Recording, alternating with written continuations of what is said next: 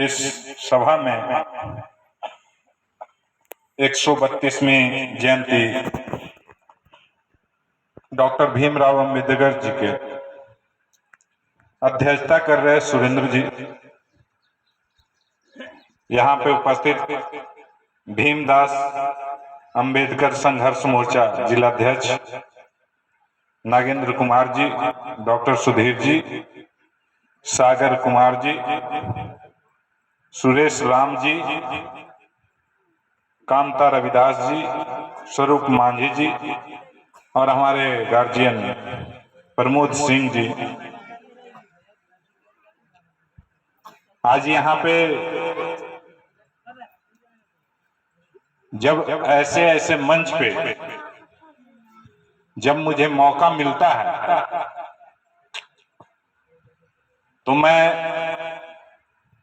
अपने भाषण देने के बारे में ज्यादा सोचते हुए ना, जितनी यहाँ पे बातें बताई जाती है उसको मैं गौर से सुनता हूं और जो हमारे वक्ता जो बताते हैं एक एक बात सच बताते हैं, थोड़ी कड़वी लेकिन कड़ा चीज तो हमेशा सच्चाई की ही होती है। तो बहुत दिल खुश होता है और बहुत गौरवान्वित महसूस करते हैं कि कम से कम हम लोग SC ST OBC समाज के कुछ ऐसे हमारे जैसे नवयुवक लोगों के बीच में जो हम लोग का अधिकार है, जो हम लोगों को अधिकार मिलना चाहिए, लोगों के बीच में जाकर समझाने का काम कर रहे हैं। और यहाँ पे सारे वक्ता हमारे डॉक्टर भीमराव अंबेडकर जी के बारे में जो बता रहे थे वो तो कम ही है, उनके बारे में तो बहुत सारा व्याख्यान है। ज्योतिबा फुले, इनके बारे में कहा नहीं जा सकता है, इन्होंने किस प्रकार से संघर्ष करके हमारे समाज को आगे बढ़ाने का काम किया, शिक्षा देने का काम किया, शिक्षा के रूप शिक्षा में आगे बढ़ने का जो रास्ता बताया। आज भी हमारा समाज 85% की संख्या होते भर में भी हम लोग पीछे इसलिए हैं क्योंकि हमारे घर में शिक्षा की अभी बहुत सारी कमियां हैं। अभी भी हम लोग की शिक्षा उतनी नहीं पहुंच पाई है जितनी पहुंचनी चाहिए। जिस दिन हम लोग की शिक्षा घर घर में पहुंच जाएगी उस दिन हम सभी लोग को बताना नहीं पड़ेगा, सभी लोग को महसूस होगा कि 100 में 85 हम लोग हैं और हम लोग का अधिकार, हम लोग का हक क्या है। हमारे बीच में बहुत सारे महान नेता हम लोगों को लड़ाई सिखाए, लड़ना सिखाए, हम लोग का अधिकार बताने का काम किया। मैं आप लोगों को बताना चाहता हूं कि जब गरीब गुरबा का बेटा जब आगे बढ़ता है, जब गरीब गुरबा का बेटा पढ़ लिख के अच्छी खासी डिग्री लेती है या तो नौकरी और जॉब कर लेता है, तो आप लोग इस बात को जरूर ध्यान दीजिएगा कि आपके पिताजी को इज्जत से नहीं फलानवा के बेटवा लगा पढ़ गए हो, फलानवा के बेटवा लगा नौकरी कर गए हो।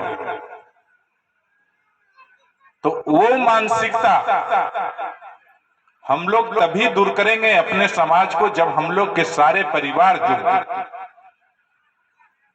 हम लोग कम खाएंगे, कपड़ा कम फैशन वाला पहनेंगे, लेकिन बच्चा को पढ़ाएंगे, तभी ये जो अंबेडकर जी का सोच है, जो आप लोग ये प्रचार कर रहे हैं, प्रसार कर रहे हैं, तभी दूर होगा।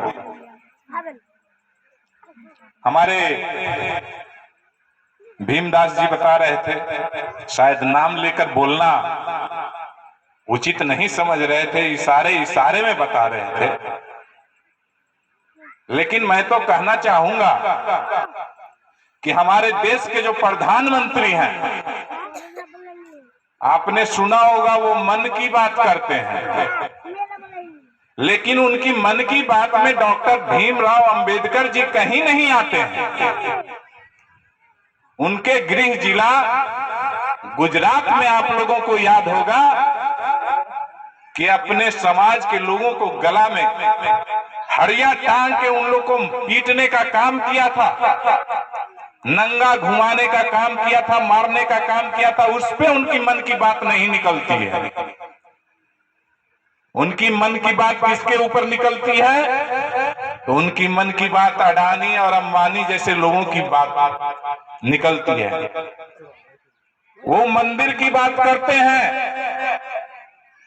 आज ही मैं न्यूज में देख रहा था, कितना देश, 54 देश अपने अपने जगह से जल का अभिषेक राम मंदिर पे कर रहे हैं। इस बात को मीडिया के थ्रू प्रचार कर रहे हैं, लेकिन मीडिया के थ्रू ये बताना नहीं चाहते हैं हमारे झूठे प्रधानमंत्री कि हमारे देश में कितने एम्स बने, कितने अस्पताल बने, हमारे देश में कितने स्कूल बने, हमारे देश में पढ़ाई की, शिक्षा की व्यवस्था क्या की गई, हमारे देश में रोजगार की व्यवस्था क्या की गई। इन पे कोई चर्चा नहीं होता। हम लोगों का आवाज सोशल मीडिया के माध्यम से हमारे कुछ नवयुवक भाई जो पढ़े लिखे हुए हैं उठा रहे हैं, सब लोग तक पहुंचाने का काम कर रहे हैं, लेकिन पूर्ण रूप से नहीं पहुंचने का काम हो रहा है। कारण है कि बड़े बड़े लोग अपनी गोदी मीडिया, मोदी मीडिया को चलाए हुए हैं। हमारे देश में गरीबी की क्या स्तर है उस पर नहीं बात हो रही है।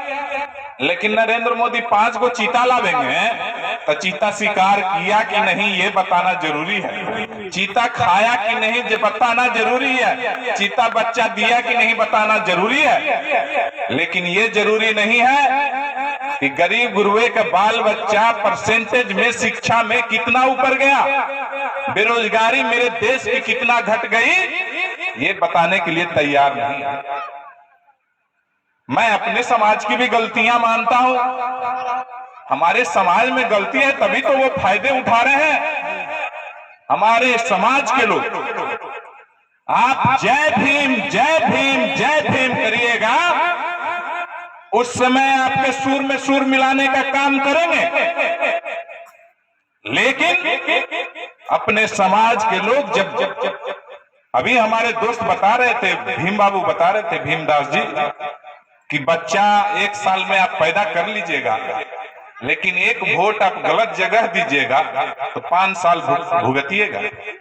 तो हमारे समाज के लोग जब चुनाव का टाइम आता है, समय आता है, तो बहुत सारे दल्ले लोग, आरएसएस के लोग आप लोगों के बीच बीच में घूम घूम के, और कुछ तेज तरार नेता जो हुआ आपके समाज में, उसको पैसा खिलाकर आपके समाज का वोट खरीदने का काम करते हैं।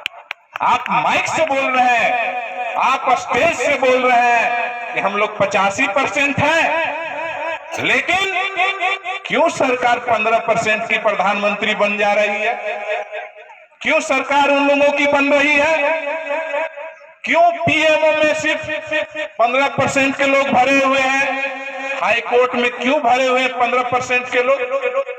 हम लोग आपसी फूट। मुझे याद है माननीय श्री लालू प्रसाद यादव जी ने जब बिहार में पूरे समाज को, बैकवर्ड ओबीसी समाज को, एससी एसटी समाज को, अल्पसंख्यक समाज को एकजुट कर चुनाव लड़े थे 1990 में, तो लोग बोलता था कि लालू यादव का जिन निकल रहा है, और वो जिन और कोई नहीं, आप ही लोग, हम ही लोग समाज का वोट था। आज हमारे समाज में बंटवारा इतना ढंग से किया गया कि विभागों में बांट दिया गया वोटों को। हम लोग एक जगह पर आकर नहीं खड़े हैं, एक जगह से हम लोग लड़ाई नहीं लड़ रहे हैं। 10 तरीके में बटे हुए हैं और हम लोग 10 भाग में बटे हुए हैं, और 15% वाले लोग एक भाग में खड़ा होकर 10 भाग को हराने का काम करते हैं। इस चीज पे हम लोग को गौर करना है। हमारे महान आत्मा, महान व्यक्ति भीमराव अंबेडकर जी ने तो जो करना था कर दिए, जो रास्ता दिखाना था दिखा दिए, संविधान बनाना था बना दिए, लेकिन उस संविधान को बचाना हमारा कर्तव्य, हमारा निष्ठा है। और हम लोग जब तक एक नहीं होंगे तो ये संविधान बचने वाला नहीं है। हमारे ऐसे प्रधानमंत्री हैं, हमारे भाई पढ़े लिखे हुए हैं, ये सारी बात को जानते होंगे। 2014 में अडानी जी अमीरी में 609 नंबर पर थे और ये 7 साल जिसमें कोरोना हम लोग को मारा, पैदल कितने लोग चल के आए, बेंगलोर से, मद्रास से, बॉम्बे से, कलकत्ता से, बहुत लोग रास्ते में मर गए, कोई व्यवस्था नहीं हुआ। लेकिन कोरोना के काल में अडानी 2022-23 आते आते वो विश्व का दूसरा सबसे अमीर आदमी बन गया। ये 7 साल में सबसे अमीर आदमी, ये कैसे हो गया बिना सरकार का? हम तो सुन रहे थे केजरीवाल जी का भाषण विधानसभा में। केजरीवाल जी ने तो साफ तौर पे उन्होंने दर्शाने का काम किया, बताने का काम किया कि अडानी का तो सिर्फ नाम है, ये तो मैनेजर है। जिस प्रकार से हम बिजनेस करते हैं तो मैनेजमेंट के लिए कोई मैनेजर रखते हैं, तो अडानी तो मैनेजर है। मेन तो पैसा मोदी जी बैठकर कमा रहे हैं। उनको जब देश के प्रधानमंत्री बने तो उनको लालच समा गया कि हम अब देश के सबसे अमीर आदमी बन के दिखाएंगे। अब लोग ये भी सवाल उठाएंगे कि इनके आगे पीछे कोई नहीं है तो ये पैसा किस लिए कमाएंगे? तो केजरीवाल जी ने कहा कि जो अमीर आदमी है कमाना छोड़ भी देगा तो उनके साथ पुश्त बैठे बैठे खाएंगे, लेकिन अमीर आदमी रोज लगा हुआ है पैसा कमाने में, क्योंकि पैसा की हवस हो जाती है, लालच हो जाती है, उसको लगता है कि हम हमेशा पैसा कमाते रहें।